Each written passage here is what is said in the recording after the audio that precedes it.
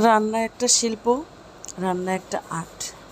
আর সেটাকে যদি একটু যত্ন করে, ধৈর্য নিয়ে, একটু গুছিয়ে রান্না করা যায়, তাহলে সেই রান্নাটা অসাধারণ হয়ে ওঠে।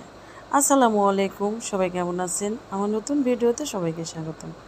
হ্যাঁ, মুরগির বুকের নরম মাংসটা অনেক সময় বাচ্চারা এটা রান্না করলে খেতে চায় না। আমরা এটা দিয়ে অনেক সময় ফ্রাইড রাইস রান্না করি, নুডলসে দেই, আবার এটা দিয়ে আমরা টিকিয়া বানিয়ে থাকি।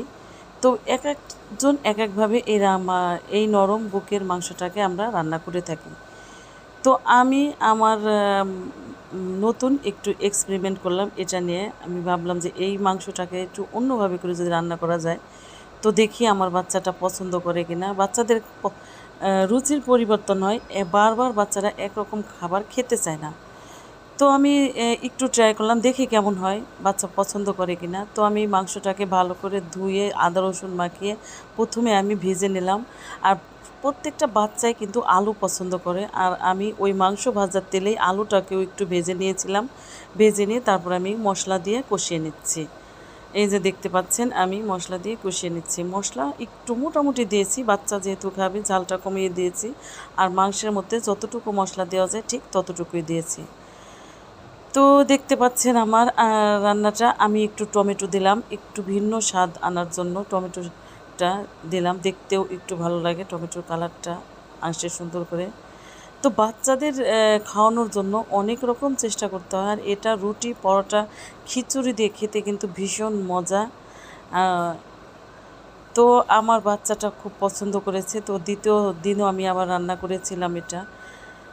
তো আমি এখন একটু সস দিয়ে দেবো, টমেটো সস, কারণ বাচ্চারা সসটা খেতে খুব পছন্দ করে। সেজন্য আমি একটু টমেটো সস দিয়ে ভালো করে নেড়ে চেড়ে নেব। তো ভাইরে ভাই, সত্যি মাংসটা এত মজা হয়েছে। তো আমার ছেলেটা খুব পছন্দ করেছে এবং বললো, মামুনি আমাকে আরেকদিন রান্না করে দাও। তো আমি আরও একদিন রান্না করে দিলাম। তো আপনারাও চেষ্টা করে দেখতে পারেন এভাবে রান্না করতে। আর এই যে তেজপাতাটা আমি এখন কি করব, মাংস ভিতর থেকে উঠিয়ে ফেলবো। আসলে কিছু কিছু মানুষের মানে জীবনে এই জীবনটা আসলে তেজপাতার মতো, যখন দরকার পড়বে তখন আমরা ব্যবহার করি। এখন আমার দরকার শেষ, আমি দেখুন উঠিয়ে ফেলে দিচ্ছি। তো মানুষও আছে, কিছু কিছু মানুষও আছে, যখন দরকার পড়ে আপনাকে ব্যবহার করবে, দরকার শেষ হবে আপনাকে এভাবে ফেলে দিবে। এটাই বাস্তব। তো এই যে আমার রান্নাটা হয়ে গেছে, কেমন হয়েছে বলেন তো সবাই একটু। তবে হ্যাঁ, খেতে কিন্তু অসাধারণ হয়েছিল। আর এটা রুটি পরোটা দিয়ে খেতে ভীষণ মজা লাগে। তো সবাই ভালো থাকবেন, সুস্থ থাকবেন, সবাই আল্লাহ হাফেজ।